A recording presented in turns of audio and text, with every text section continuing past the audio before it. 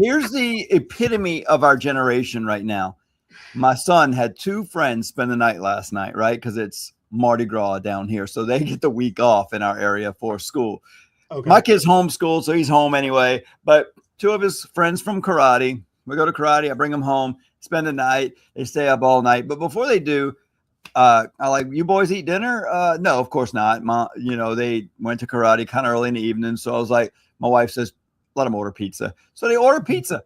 And so I go, I see the guy drive up and I go grab my son. Hey, come meet the guy at the front door, grab these pizzas. He goes, Dad, I usually just let them set them on the ground and then I go out and get them after. I said, well, that's good to do. And it's just you at home alone. Good. He goes, no, it's because I don't want to communicate with them. I said, oh my. He was thinking he's being intelligent about the situation, right? No, he's just avoiding. Yeah, right. I was thinking, smart kid. Oh, wait, no, I'm not raising you like that. I said, Carson, communication is the key to life. You can't just let them put the pizza down because you don't want to talk to them. When we're not home, that's the smart thing to do. Yes, let them put it down. Then you get the pizza after.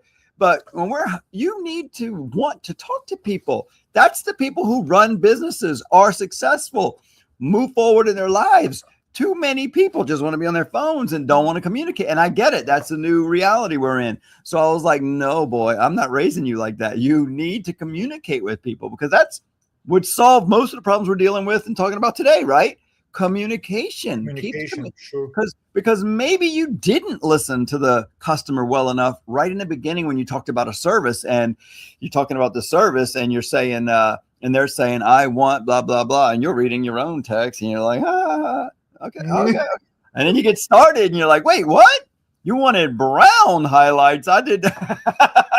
Maybe you didn't listen, And so being good at listening. And then for me, repeating, let me try to describe back to you what I think you said to me. And they're like, no, that is not what I said. Well, first of all, that is what you said, but I'll probably interpreted it wrong. Maybe, and especially with the world of pictures today, right? And phones and Google, and you just Google it and like, let's take a look at a few pictures on the internet. Show me.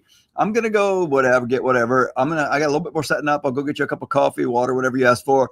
You pull up a picture and show me close to what you want. And then I always go a little further and I'm like, so if we didn't, this is not an exact science, this is art, right? So if I was going to color your hair this color brown that you picked out of a book and we were to accidentally go a little darker or a little lighter, which would be better for you? Right? Yeah. So I always give myself some wiggle room. Like, is she really committed to going dark? Or is she scared of it and she'd rather be a little lighter? She's like, oh, I would, if it went a little darker, that'd be great. I love the way I look with really dark hair. Well, then I've got a license to hit the target or darker or vice versa, right? So I'm always looking for my margin of error. What side can I error on, and be safe? If I'm doing highlights, if I were to go accidentally put a little too much highlight or a little too little, oh no, I don't want to look like a blonde. I just want it to be subtle. You get that little extra from them to help be a little safer, but it's not always, that's what you learn from enough mess ups, right?